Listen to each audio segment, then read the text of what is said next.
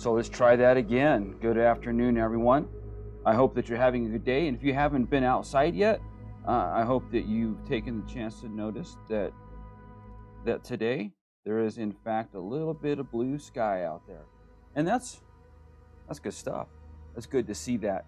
It's been a while, and although the wind is good for us, I'm hoping and praying that those firefighters aren't having to deal with it too much.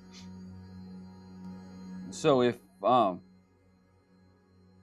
you're from the greater Reno-Sparks area, you know that the past couple weeks have been a little rough. You know, like tens and thousands, maybe millions of people, we've been affected by smoke from these great fires, and it's just hard to. It gets old. That's the long and the short of it. It gets old. It gets old not seeing blue sky, and it gets old having to have your windows and doors closed all the time to keep the smoke out of your house. But like I said, there's blue sky today, so that's cool.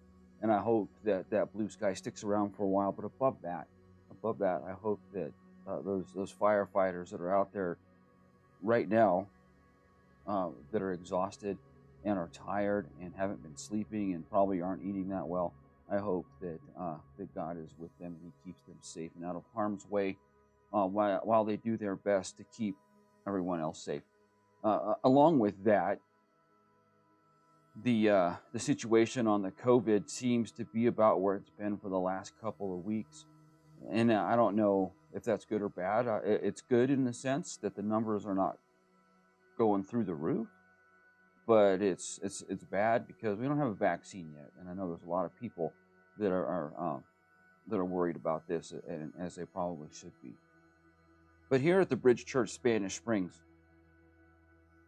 our whole goal is to point people to Jesus for hope and for truth, and somewhere to go when the skies are full of smoke and we haven't seen blue sky in a while. So today,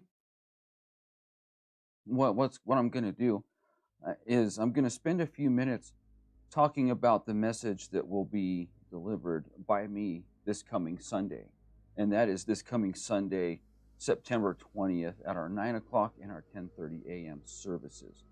This video can be used to start your small group with. It can be used before you go to small group to maybe get an idea of what we talked about.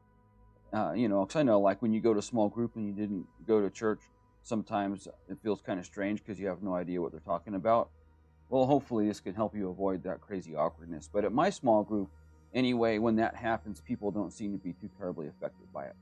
But I do know that it's easier for people to facilitate a group when they have a little more to go on than a sheet of some questions. And that's what we're going to do. Before we get into that, I have one more quick reminder. On the 27th, which is a week from this coming Sunday, the Blood Mobile will be here from 8:30 to 12. Please go online and sign up if you would like to donate blood. And another upside of this is that they are going to be able to do whatever it is they do to tell you if you've had the COVID or not.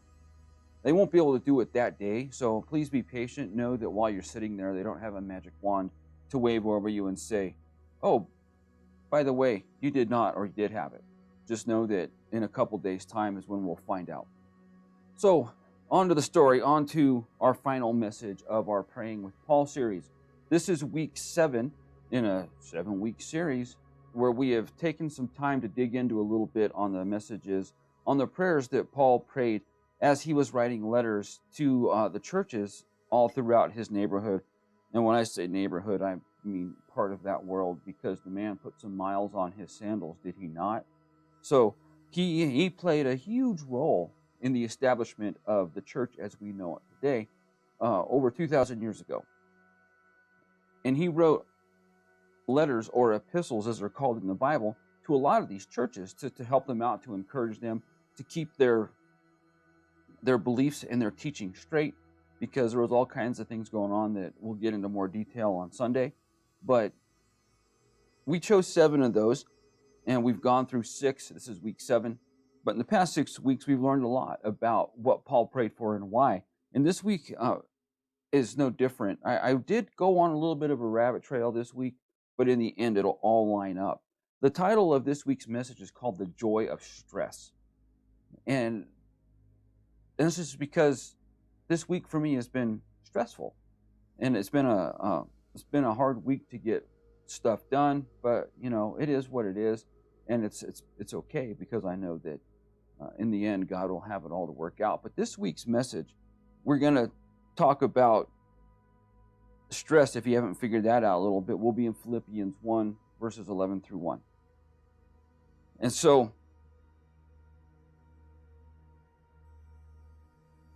what we're going to talk about is how to make the best out of stress. Stress is something that we all deal with probably on a daily basis, at least in some form. Now, there are days, of course, where we know that some stress is greater than others. And for this particular message, I'm focusing in on those days that are really heavy, where there's a lot of stress.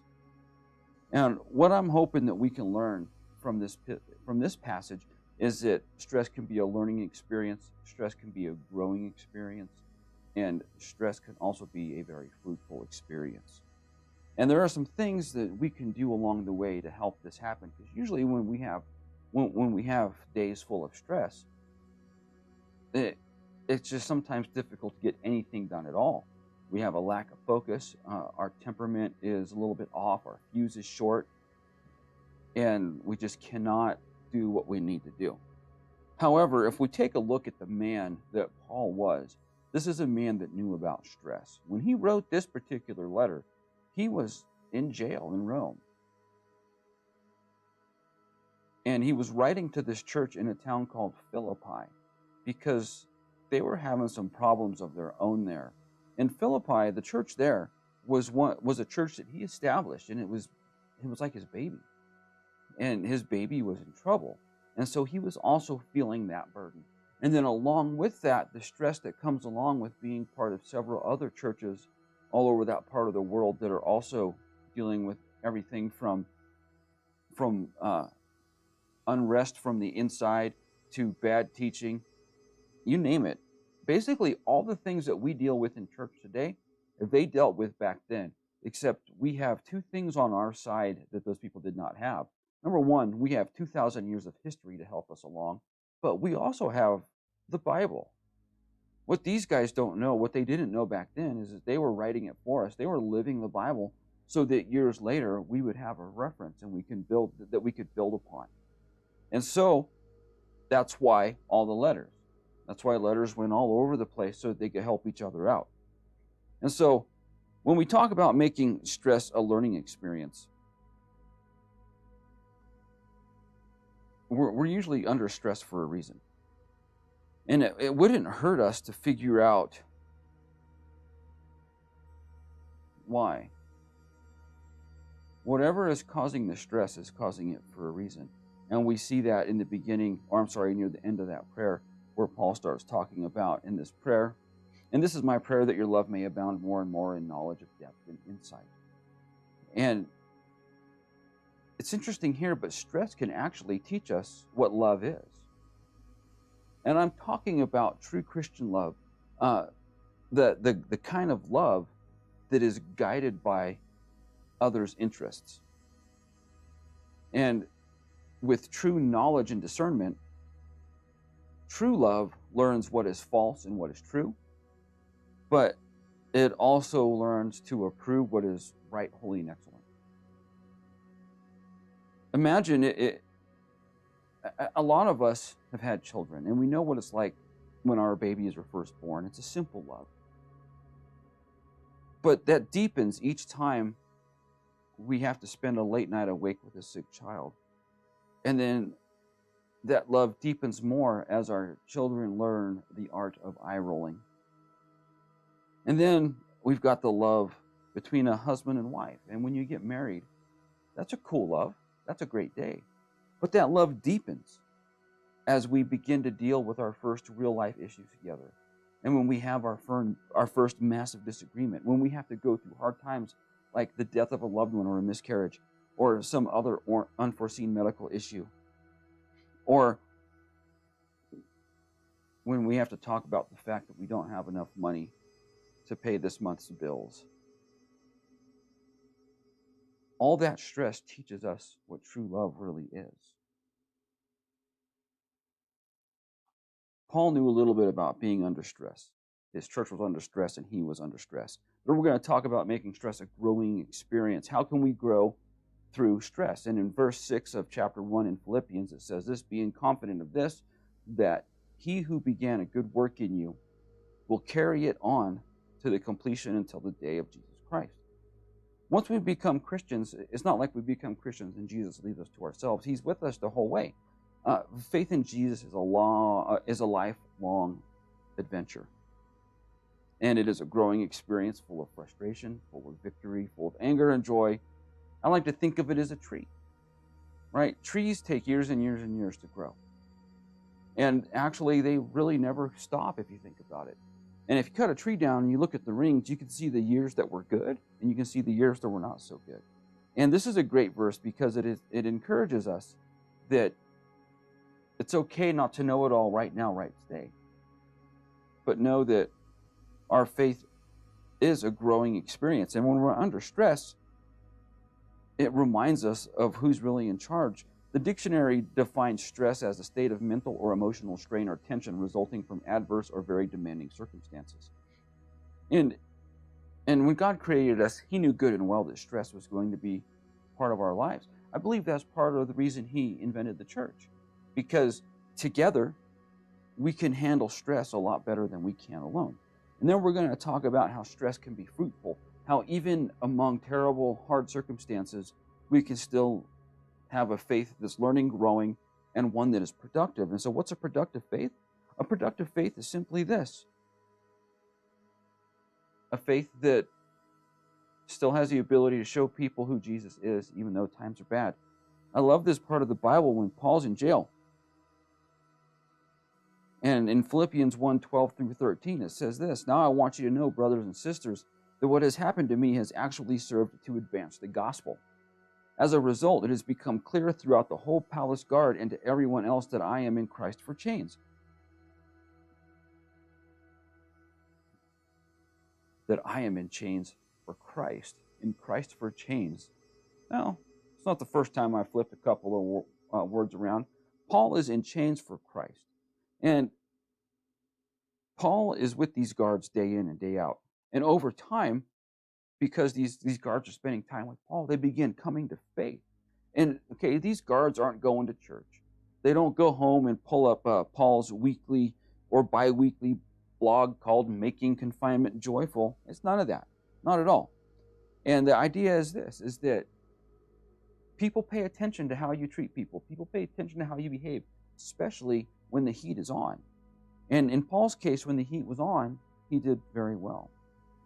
And we only studied a fraction of Paul's prayers, but they all have one massive thing in common, is that they focus on the needs of other people. And I'm not necessarily talking about food, water, work, although that's important and you can pray for that.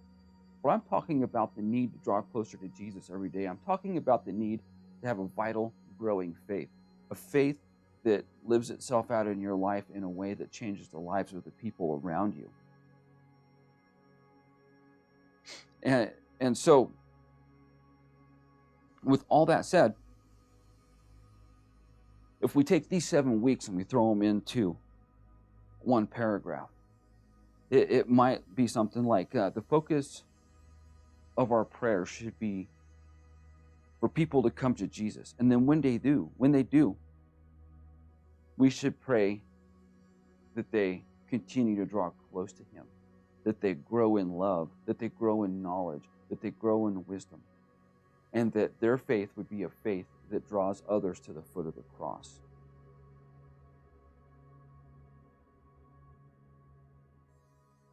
And so, in a nutshell, that's it for this week's message. If you have any questions or you need anything, as always, you can go ahead and send me a nice little email. I like to get emails. And if you have my number, you can call or text. That's okay too. Whatever works best for you. And that thing cuts my face right off, doesn't it? Well, I'm using a new setup this week that's a little bit different. So, and I kind of like it. My office is not the best place to do a video because I'm a hoarder and it's full of things like that I don't really need, but I like. However, we have this room set up here and it seems to be working pretty well. So anyhow, I hope to see you this coming Sunday in a few days. I hope you have a great weekend. And until then, have a nice day.